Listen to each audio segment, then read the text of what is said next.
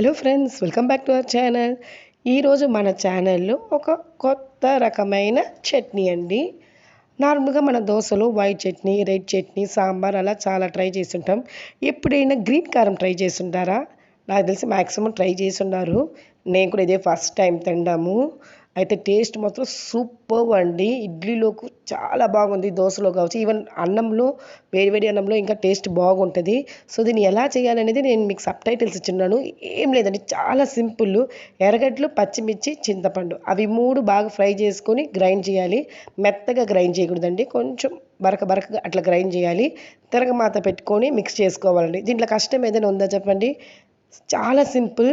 Taste మాత్రం చాలా బాగుంటుందండి. ఖచ్చితంగా మీరు మీ ఇంట్లో ట్రై చేసి చూడండి, మీకు నచ్చుతుంది. మీకు కానీ నా రెసిపీ నచ్చుంటే లైక్ బటన్ ప్రెస్ చేయండి. మన ఛానల్ని సబ్స్క్రైబ్ చేయని వాళ్ళు ఎవరైనా ఉంటే సబ్స్క్రైబ్ చేయండి. సో ఈ ఐడియా నాకు ఎలా వచ్చిందంటారా? నార్మల్గా ఒక ఇంటికి నేను గెస్ట్గా వెళ్ళాను. అక్కడ వాళ్ళు చూస్తే చట్నీకి ఏం లేదని చెప్పి ఏం చేయాలా ఆలోచిస్తా ఉన్నప్పుడు అప్పుడే మాకు బ్లింక్ అయిందండి. Why can't we try this అని చెప్పి ట్రై చేసాము. చాలా బాగా వచ్చిందండి టేస్ట్. నేను ఇదే ఫస్ట్ టైం ట్రై చేయడము. Thank you.